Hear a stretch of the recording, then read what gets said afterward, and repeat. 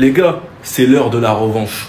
C'est l'heure de la revanche. Je n'ai jamais oublié ce qui s'est passé en 2022 et j'oublierai jamais. Après ce match, Piqué a pris sa retraite sur cette énorme erreur. Mais on n'oublie pas comment on nous a volé avec une VAR totalement éteinte. On n'oublie pas la main non sifflée. Alors que dans ce même match, on a sifflé main d'Ansu Fati, but annulé. Mais on nous a pas sifflé le penalty. Je sais pas si vous vous rendez compte. Dans ce match-là, les gars, on nous avait annulé un but sur une main d'Ansu Fati, mais on nous a pas donné un penalty sur une main de Dumfries. Même le coach de l'Inter, les gars, il était choqué. On a vu le regard. On a vu le regard, il flippait. Et Xavi était en train de péter un câble. Je n'oublierai jamais cette soirée-là. Et c'est l'heure pour nous de nous venger. Franchement, les gars, je réalise toujours pas. On est en demi-finale de Ligue des Champions. Après avoir tant souffert. Avec un match aller le 30 avril à 21 h chez nous. Et le match retour le 6 mai chez eux. Donc si je comprends bien, les gars, au final, on a fini deuxième pour jouer 2 matchs retour à l'extérieur. C'est quoi ce merdier? C'est quoi ce bordel? 2 matchs retour à l'extérieur. Sachant que l'Inter, eux, ils ont enchaîné 2 matchs retour chez eux. Contre Bayern et contre nous. Mais bref, c'est l'heure de se venger et j'ai qu'une hâte, c'est d'y être. Enfin bref, sinon vous les gars, vous en pensez quoi? Ramenez-vous sur Tape Instant, on s'ennuie. Avec toutes ces conneries de remontada, le Real Madrid nous a fait perdre notre temps. Regardez. Regardez ce qu'on a raté. L'attaquant le plus d'aura sur cette planète. Oh là là là là. Moi, je dis juste, attention le FC Barcelone. Voilà ce qui arrive sur vous. Les gars, hier là, le Real Madrid, on vous pardonne pas. On vous pardonne pas parce que ça nous a fait croire qu'il allait avoir une remontada, il allait avoir un match de fou, vous allez mettre de l'intensité. Alors qu'en fait, on aurait tous dû regarder, même moi qui suis supporter d'Arsenal, l'Inter Milan, Lautaro Martinez. Je viens de regarder le résumé de ce match. Mais en fait, ce joueur-là, cet attaquant, il est trop sous-coté. Si l'Inter gagne la Ligue des Champions, et c'est possible les gars, si vous regardez le match encore hier, l'aller contre le Bayern Munich, la cohésion qu'ils ont, etc., pourquoi il ne serait-il pas candidat au Ballon d'Or? 8 buts en 11 matchs de Ligue des Champions. Et tous ces buts sont importants. Un renard des surfaces. Il est bon dans le jeu. Il sait se muter pour le collectif. Il sait défendre. Il sait faire le premier pressing. Les gars, hier, Lautaro a été le cauchemar du Bayern Munich. Mais tous ces matchs, il est étincelant. C'est vrai que son début de saison, il était un peu moins bon que d'habitude. Mais là, croyez-moi, s'il fait une double confrontation contre le Barça énorme et une finale énorme, franchement, on peut en parler comme candidat au Ballon d'Or. Et après, j'espère que ça va pas faire un Diego Milito. Pour les anciens, vous savez. Carré, là, on va devoir affronter eux, là. Vous êtes sûr qu'on parle bien d'eux qui nous ont un peu volé il y a 2 ans? Vous êtes sûr qu'on parle bien de ce même match? Parce que là, ça va être lugubre. Barça, Inter, match aller-retour. C'est divertissement assuré, là. Comment je voulais tellement le Bayern, je voulais tellement les aplatir. Parce que là, dans les confrontations entre le Barça et le Bayern, c'est trop grave la différence d'écart qu'il y a. Mais non. On se coltine eux. Voilà. Le Barça, l'anti-Barça par excellence. C'est vraiment eux, l'anti-Barça par excellence. Très très bonne défense. En contre, ils sont dévastateurs. Ils sont toujours cliniques pour les buts, frère. Ils sont juste trop forts. Il faut juste arriver et les éteindre, c'est tout. Parce qu'il y a 2 ans, on était arrivé et on n'était pas tranchant devant les cages. Parce qu'à l'Inter, il leur faut juste une action. Une action et ils s'effilochent. Une action et ils plantent. Et j'espère qu'on va bien prendre notre revanche convenablement. Parce que je l'ai encore là, le truc d'il y a 2 ans. Le 1-0 là, bizarre. Demi-finale de la Ligue des Champions, Barça, l'Inter. Je vais pas vous mentir les gars, moi je voulais le Bayern. Voilà, mais vu que eux c'est des tocards, on prend l'Inter, il n'y a pas de souci. On va se les faire. On va se les faire les gars. Moi je confiance au FC Barcelone. Je confiance à mon club. Je confiance à mes joueurs. Et je sais qu'on va le faire les gars. Le problème c'est que l'Inter ils sont trop bouillants les gars. On va pas se le mentir.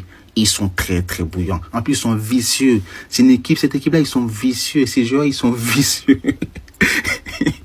Mais bon, on connaît collectivement, ils sont là, milieu de terrain, l'attaque, la défense, les gars, c'est rien à dire. Sincèrement, ça va être compliqué, ça va être très très compliqué. Mais de toute façon, tout ce qui va arriver là, ça sera qu'un plus pour nous. L'objectif pour nous, c'était les demi-finales. On est en demi-finale. Maintenant, si on doit aller en finale, il n'y a pas de souci, ça sera un plus, on va aller en finale. Et j'espère qu'on va aller en finale. Parce que cette finale-là, elle nous échappe depuis 2015. La dernière fois qu'on a été en finale de la Champions League, c'était en 2015. Et ça fait long. Ça commence à faire long. Donc les gars, s'il vous plaît, anti-flic, regardez bien les vidéos de l'Inter, parce que cette équipe-là, vous allez me dire, je le répète trop, hein, mais les gars, mais c'est vrai, ils sont bouillants, mais je confiance en mon club, je confiance au FC Barcelone, et on va le faire, on va aller en finale. Regardez le calendrier qui attend le Barça, aïe aïe aïe aïe aïe. Depuis qu'on sait que c'est l'Inter, Bon, en vrai, ça aurait rien changé. Si on a mis le Bayern ici, ça aurait été aussi chargé. Donc à partir du 26 avril, les gars, va falloir être très très concentrés. Ça commence avec la Coupe du Roi. Barça-Real. Et là, on a envie de se dire, ouais, mais le Real, ils sont nuls. Ouais, vas-y, le Real, c'est tranquille. Maintenant, cette saison et tout. Attention, parce que c'est chaud pour eux en Liga. Il va falloir faire un peu d'effort et tout. Il va falloir que le Barça se trouve aussi. Donc la Coupe du Roi, c'est leur seule et unique chance. Disons que c'est leur seul moyen d'avoir un trophée en ayant tout dans leurs mains. Genre, là, il faut pas qu'ils espèrent que le Barça fasse un faux pas ou quoi. C'est tout qui est dans leurs mains. Et nous, c'est un peu le trophée à sacrifier, entre guillemets, s'il y a besoin d'en sacrifier. On a envie de faire le triplé. Mais s'il faut reposer, s'il faut faire, s'il faut un peu relâcher, c'est Coupe du Roi. Donc ça peut être très punitif. 3 jours après, on joue contre l'Inter. Chez nous. Ça devrait le faire, on devrait pouvoir gérer et tout, mais vous savez très bien, quand le retour il est à l'extérieur, c'est dangereux. Valladolid, bon, un match de Liga, tous les matchs de Liga maintenant c'est des finales. Il n'y a plus un match où on peut se dire vas-y tranquille, on lève le pied. Non, tous les matchs c'est des finales. Comme je vous l'ai dit, le retour ça va être chaud, parce qu'on va jouer à Milan, et que si on n'a pas 20 000 buts d'écart, on va paniquer. Sauf si je pense, regardez, je pense que si jamais on perd ou on fait match nul à l'aller, je pense qu'on peut bien s'en sortir au retour. Mais si on gagne de 2, 3, 4 buts, les joueurs ils vont faire comme à Dortmund. Et ensuite après, Liga, Real Madrid, pareil, c'est une finale. Que ce soit le Real Madrid, Valladolid ou peu importe, c'est une finale. Et ça va être aussi une finale pour eux, s'ils font pas trop de faux pas avant, ils risquent pas d'en faire. Donc ça va être que des matchs très très compliqués. Barça-Inter, et il y a un joueur qui peut peut-être renaître de ses cendres. Renaître de ses cendres comme un phénix. Vous voyez de qui je parle?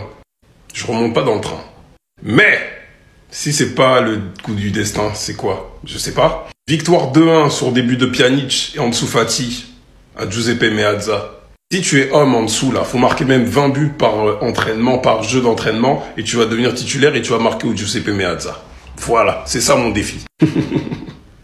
Bien sûr, il y a un peu d'humour, comprenez, mais bref, ce serait beau quand même. Mais cependant, ce jour-là, Valverde dormait tellement il avait confiance dans l'équipe Z, c'est une dinguerie. Hein. Un mec qui me rappelle finalement Martin Serrault. Bref, on va reparler du but. Fati fera un 1-2 avec Suarez de mémoire. C'est ça, c'est Suarez 1-2. Et un peu comme Messi contre l'Atlético, qu'il avait mis juste là, on avait gagné 1-0. Ben lui, en dessous, Fati mettra ça là-bas, poteau rentrant. 2-1. Il aimait bien dormir, hein, ce Valverde, n'empêche. En tout cas, hein, ce serait beau pour l'histoire. Ce serait beau pour le tournant de sa carrière. Mais bon, je pense qu'on vit dans un monde où c'est utopique. Mais bon, moi je le mets au défi. Je monte pas dans le train, mais je mets un défi à Ansu Fati. Il y a eu un communiqué de la part de la Liga qui a décidé de déplacer le match entre Barcelone et Valladolid. Pourquoi? Parce que l'enchaînement va être infernal en fait, le calendrier. Waouh! Donc là, vous voyez, il y a le match du Real, le match de l'Inter, il y a Valladolid. Et ensuite, 2 jours après, il y a Inter-Barcelone. Vous vous rendez bien compte que c'est pas possible. Donc, il a été déplacé au 3. C'est une dinguerie. C'est une dinguerie. Putain, l'effectif, il est court. En fait, tu n'auras même pas le temps de réellement célébrer en cas de victoire contre le Real Madrid. Hein. Parce que là, on a les 2 prochains matchs de championnat qu'on va devoir gagner obligatoirement, en plus à domicile.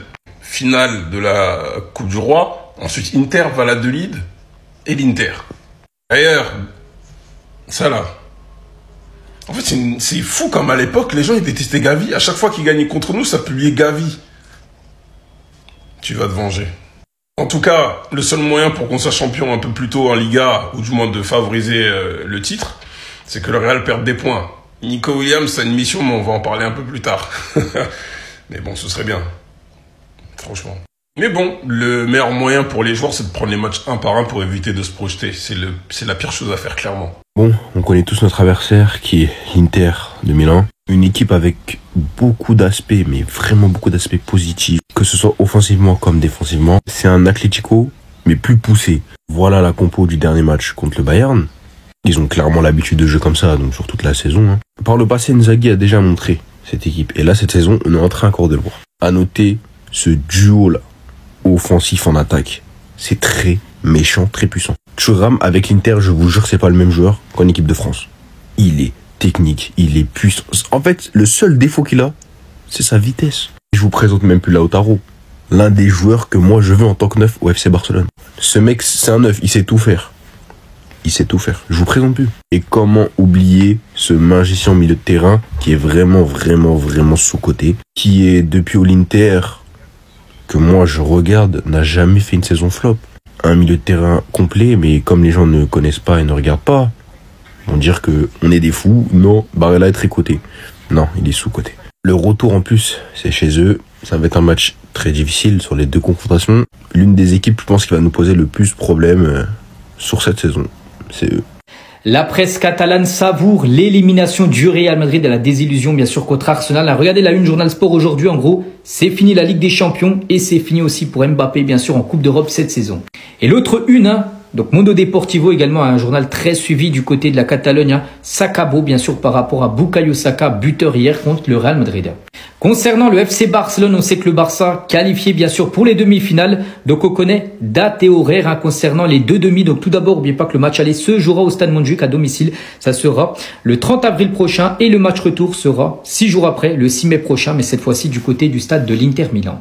Et à noter que Arsenal s'est qualifié pour les demi-finales de la Ligue des Champions, c'est bien. Mais la dernière fois qu'Arsenal avait été en demi-finale de Ligue des Champions, c'était en 2009 et le Barça avait gagné l'édition à la fin de la saison. Et concernant les prix qui ont déjà été divulgués par rapport au match aller, bien sûr, contre l'Inter, regardez le prix. Donc, il y a des places, bon, 219 €, c'est les prix les moins chers. Ça peut monter jusqu'à quasiment 500 € les prix des plus chères places, bien sûr, pour le match contre l'Inter Milan, prévu fin du mois d'avril. Un entraîneur, 2 entraîneurs, 3 entraîneurs, 4 entraîneurs. Respect! Respect. S'il y a le retour du vrai football, s'il y a ces demi-finales fantastiques, c'est aussi grâce à eux. Arsenal PSG, ça risque d'être chaud. Barça Inter, ça risque d'être encore plus chaud. Hansi Flick, patron, il y a même pas 2 ans, on était en Europa League. Est-ce que vous m'entendez? En Europa League. Le mec, il qualifie le Barça en demi-finale de Ligue des Champions. Premier de Liga. Il a su remettre le Barça à un niveau, laisse tomber. Luis Enrique, carrément pour les supporters, il est au-dessus des joueurs cette année. Il préfère Luis Enrique que les joueurs. Non, en fait, la vérité, le PSG se sont pas trompés avec l'un. C'était lui l'homme de la situation. Pourtant, au PSG, il y a des entraîneurs qui ont eu des stars, mais laisse tomber, des Messi, des Neymar, des Mbappé. Lui, avec des joueurs qu'on annonçait moyens et une équipe qu'on annonçait moyenne, il a su te les ramener en demi-finale. Et il a déjà gagné son championnat. Est-ce que vous vous rendez compte? Arteta, c'est pareil en première ligue. Il fait un boulot avec Arsenal depuis des années et des années. Personne n'en parle. Hier, carrément, les supporters, ils l'ont applaudi au Santiago Bernabéu. Ils sont restés juste pour lui. Et Inzaghi, les gars, peut-être c'est parce qu'il entraîne l'Inter Milan et pas beaucoup de personnes regardent les matchs. Mais moi, je l'avoue, je regarde pas énormément de matchs de l'Inter.